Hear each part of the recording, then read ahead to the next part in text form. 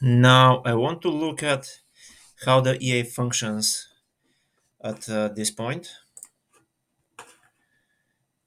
Let's start with visual mode. And I hate this. It's too much orders and positions in one place, meaningless clusters, which we should eliminate. How can we do this? Okay, first let's go for this buffer points to 100 instead of 10. Then change time frame to M30. I really want to try some bigger time frames. Also, one other thing, every tick or every tick based on real ticks. Everything else is unrealistic. Even every tick is not the real environment, but it's the closest we have. So let's start it like this. It takes a bit more time.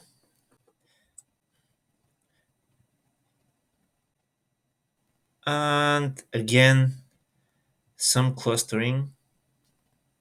I don't like the fact that the EA puts a buy stop order while there is buy position still opened. Sell for the sell orders right now. Again, clusters of orders. I don't like this. How can we eliminate this?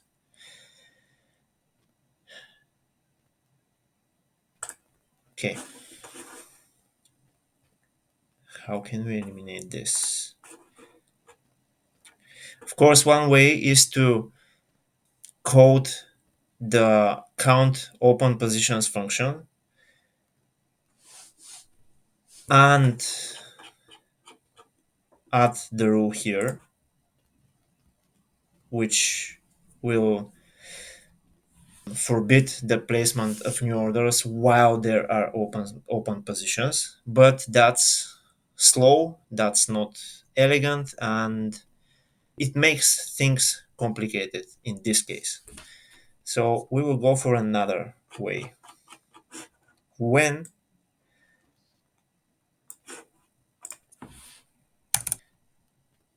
a order is placed, we will save the ticket in a ulong variable, which we will initiate here.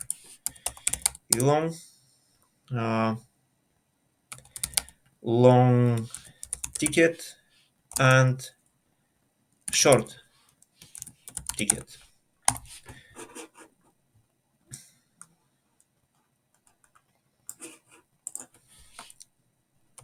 Long ticket will be equal to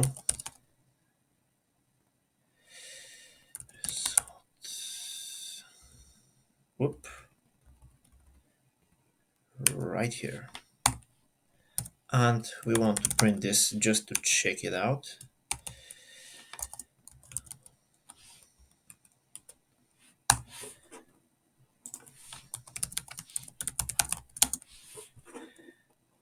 Okay. Now the same thing for the short ticket. Tum, tum. Okay.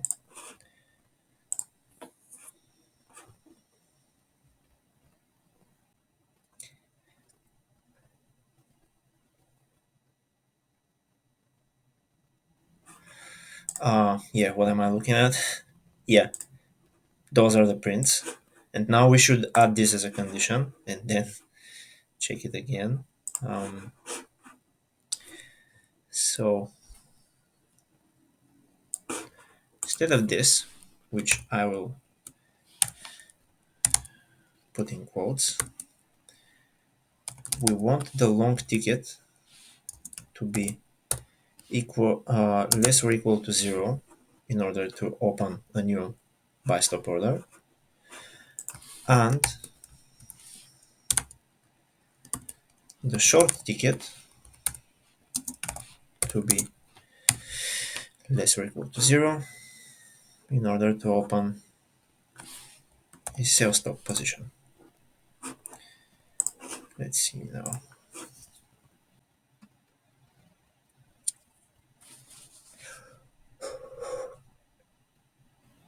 Okay, it's not opening new orders. Why? Because we are not resetting the value saved in the long and short ticket u longs,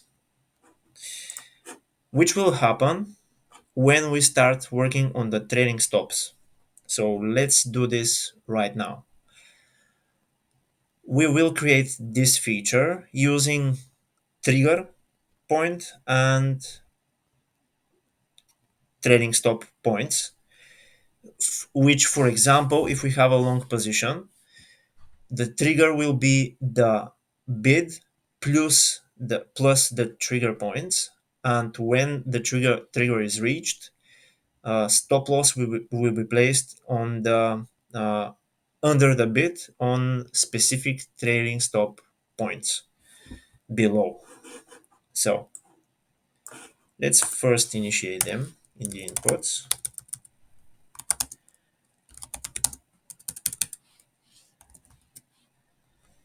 TSL, let's say 30 points, and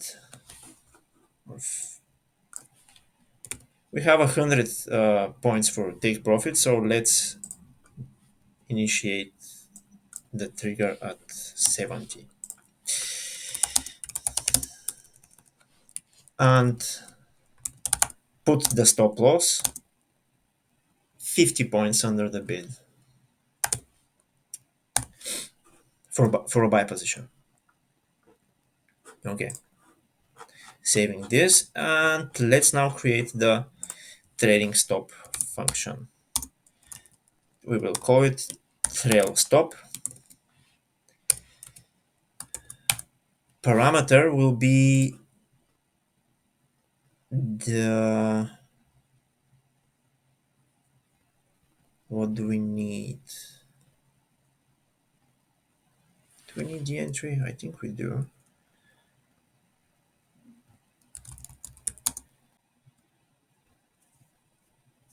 No, we don't need the entry. We need the ticket, position ticket. This is what we need. Like this though, because we want to be able to change it. So now error handling. If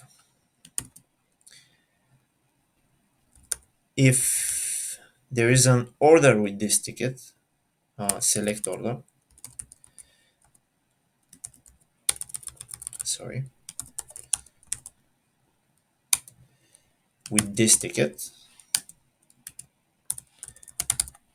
we want to return. Oops. If position, come on, help me here. Yes. Is, oops, is equal to 0,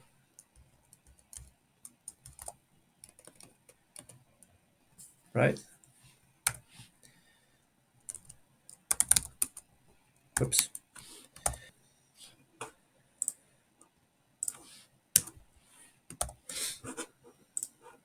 Oop.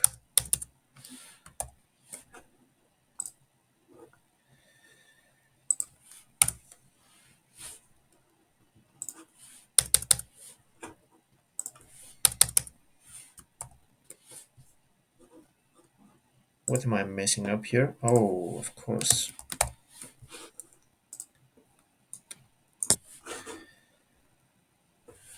Okay.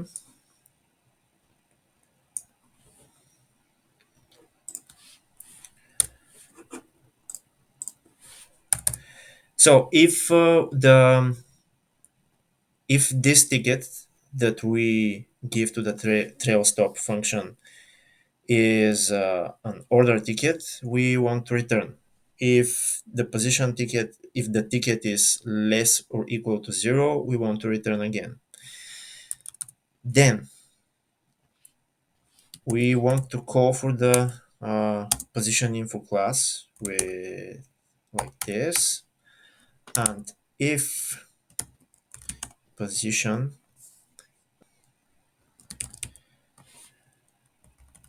select by ticket position ticket,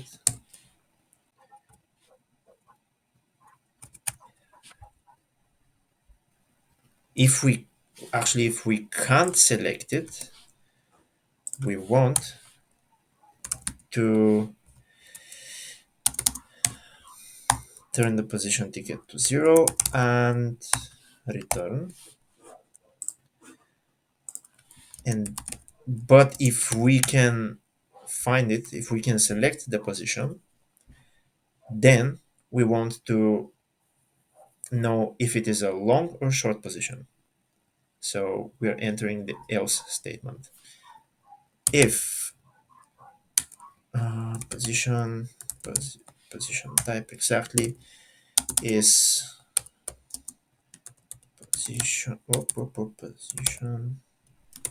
type by, do this.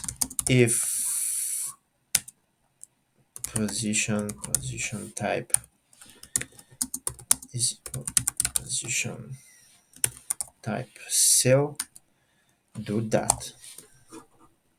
Okay, so if it is a buy position, we first of all we will need the bid.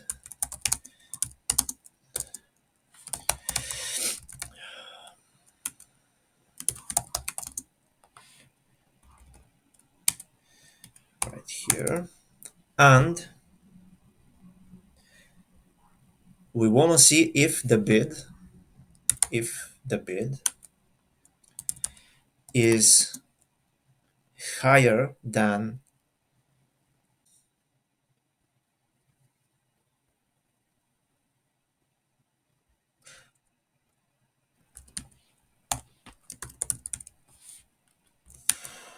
oops, higher than the price at which the position was opened plus the trigger points. TSL trigger points multiplied by points. Okay.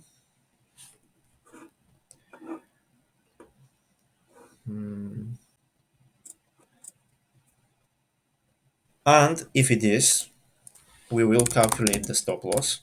We will extract the stop loss actually from position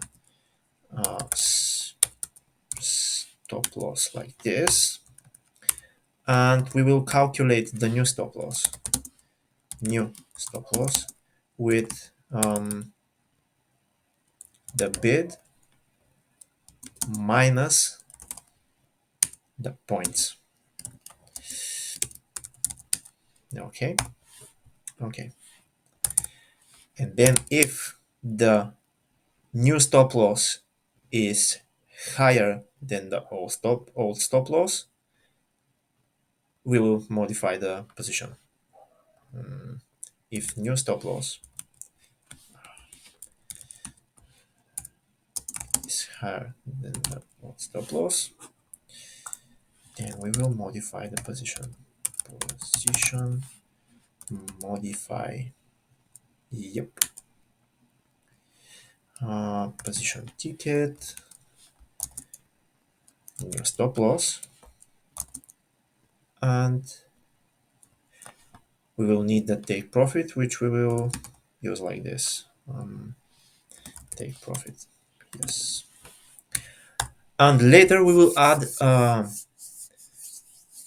an input which will allow us to remove the take profit at all, and the position will be left with trailing stop only, which is kind of a neat feature.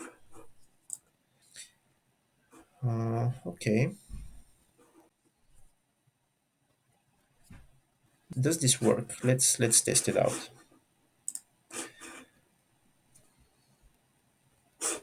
We want to refresh first. Okay. Yeah. Yeah.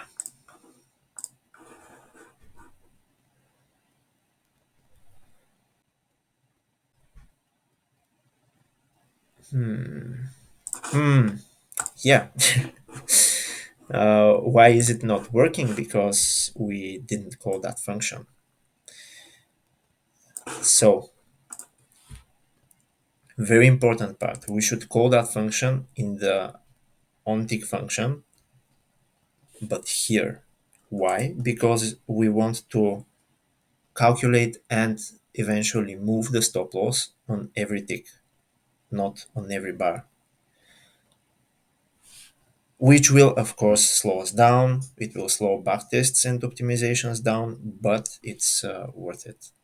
So trail stop with the long ticket and trail stop with the short ticket.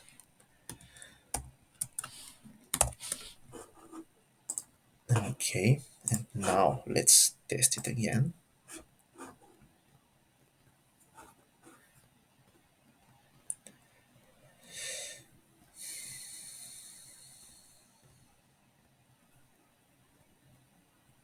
Yeah, it's working. Okay, yeah, we moved the stop loss.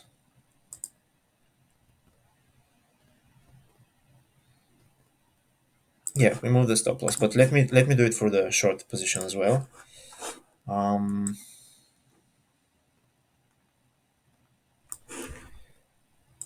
like this.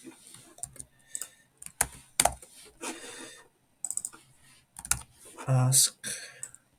We use the ask. If the ask is lower than the open price of the position minus the trigger, then the stop loss will be this. The new stop loss will be the bid plus the trading stop points. And then if the new stop loss is lower than the old stop loss, modify the position. Okay, looks okay. Oop. Oh yeah, let me ask here. Let's test again.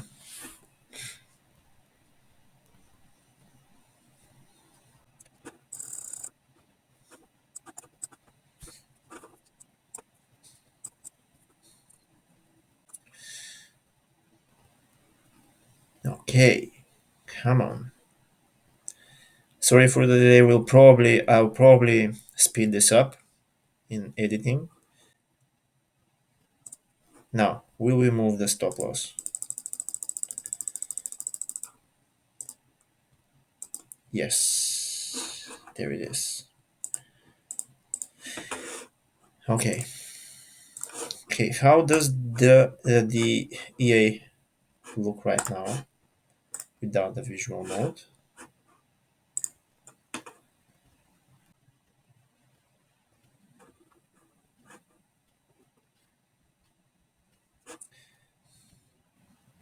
That's going to take a lot of time.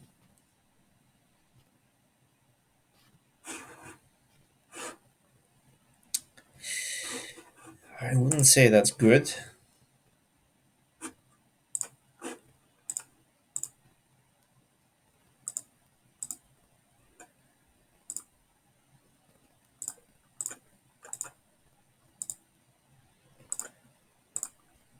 We don't use this at this point.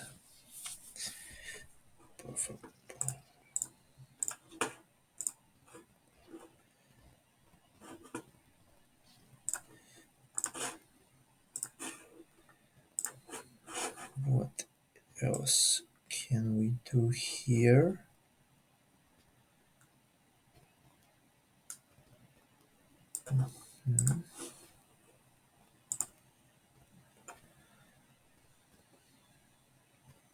Yeah, as expected, higher time frames usually give better results with scalping systems with like this, because the false breakouts are less on higher time frames. We have 1,000 trades with 75% winning percentage, which is a bit deceiving because this happens because of the trailing stop. Um, let's, for example, say that the trigger will be 10. This will be,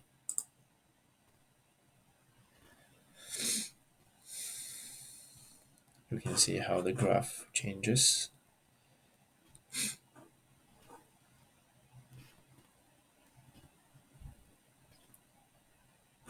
But yeah, anyway, we shouldn't do this now. Other things that I want to add in the following videos is the dynamic lots calculation based on the placement of the stop loss.